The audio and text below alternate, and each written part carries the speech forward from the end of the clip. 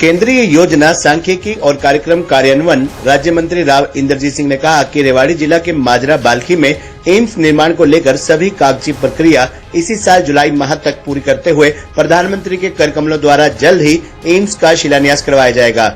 स्वास्थ्य सेवाओं के विस्तार के रूप में एम्स प्रोजेक्ट विकास के नए द्वार खोलेगा। केंद्रीय मंत्री राव इंद्रजीत सिंह आज जिला के गाँव राजियका में दी रेवाड़ी केंद्रीय सहकारी बैंक लिमिटेड की नई शाखा व गांव रामपुरा में नवनिर्मित हैफेड भंडारण परिसर का उद्घाटन करने उपरांत समारोह को संबोधित कर रहे थे। केंद्रीय राज्य मंत्री राव इंद्रजीत सिंह ने कहा कि हाल ही में नीति आयोग की बैठक में केंद्रीय स्वास्थ्य मंत्री मनसुख मांडविया से एम्स को लेकर की गई बातचीत के दौरान उन्होंने एम्स की नींव का पत्थर जुलाई माह तक रखने का भरोसा दिया है। उन्होंने कहा कि अब रेवाड़ी वासियों को एम्स के लिए और इंतजार नहीं करना पड़ेगा। राव इंद्रजीत सिंह ने बताया कि बातचीत में केंद्रीय स्वास्थ्य मंत्री ने कहा कि हर पहलू पर एम्स से जुड़ी कागजी कार्रवाई को अंतिम रूप दिया जा रहा है और सभी प्रक्रिया के बाद प्रधानमंत्री के कर कमलों से एम्स का नींव पत्थर रखा जाएगा।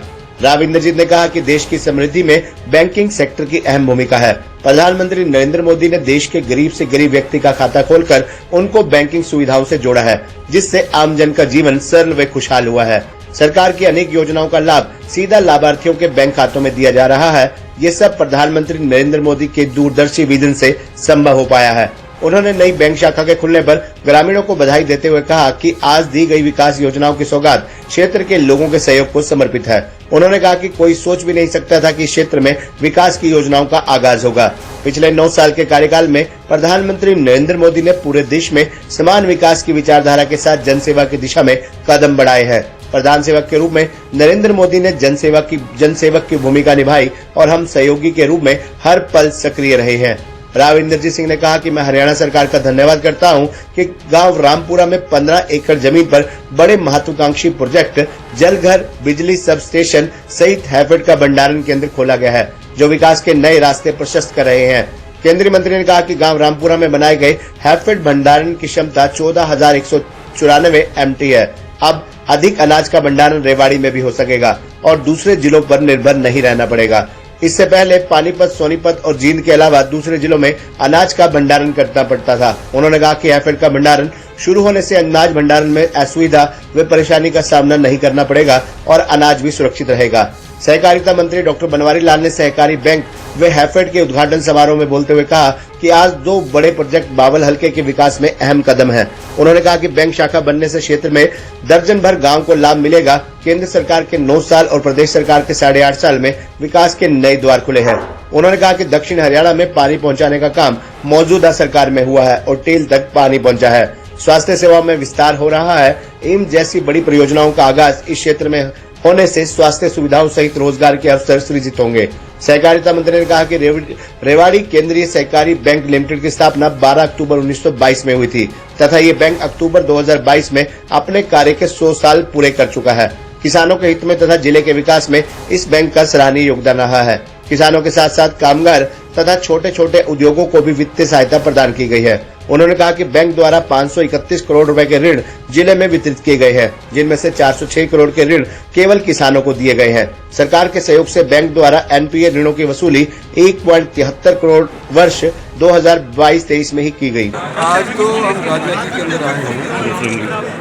2 सुविधा जो उपलब्ध करवाई गई है हरियाणा सरकार ने बावल क्षेत्र को, उसका जिक्र करें।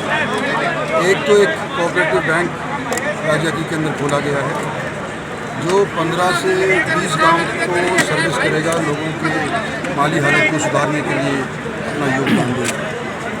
दूसरा, जो किसान की फसल होती है वो सड़ जाती है, बड़े बड़े मानसून आने वाला है, तो एक बड़ा गोडाउन रामपुरा के अंदर हैफेड की तरफ से बनाया गया है, उसका भी आज उद्घाटन हुआ है, आज से ही शुरू हुआ। और 9 साल के अंदर हरियाणा के अंदर जब आप पूछते हैं कि क्या किया गया, तो ये किया गया कि पहले हर एक ज़िला जहाँ का चीफ मिनिस्टर हुआ करता था, काम सिर्फ उसके हलके के अंदर हुआ करता था और बाकी सारे ज़िले वंचित रह जाया करते थे। हरियाणा की सरकार ने और देश की सरकार ने जो आखिर के अंदर खड़ा हुआ बंदा है, उसको निगाह में रखते हुए अपनी योजनाएं बनाई। और हरियाणा के अंदर आज के दिन अगर जितना भी तरक्की हो रही है, काम हो रहा है, निष्पक्ष तौर के ऊपर, बराबर के तौर के ऊपर बांट करके किया जा रहा है। यही नीति हरियाणा की है और यही नीति हमारे प्रधानमंत्री। एक एम्स का भी उद्घाटन किया है जी आपने। गठबंधन हरियाणा में भी है, कुछ दर्द झलका है राव साहब का? नहीं, दर्द नहीं झलका। देखो, गठबंधन अगर हमारी मेजॉरिटी नहीं आती तो गठबंधन कैसे? गठबंधन हमारी मेजॉरिटी आ ही नहीं सकती, तो हमारे को तो मजबूरन गठबंधन करना पड़ेगा। और ये गठबंधन 4.5 साल बहुत बढ़िया चला, 3.5 साल बहुत अच्छा चला, काम दोनों कर रहे हैं।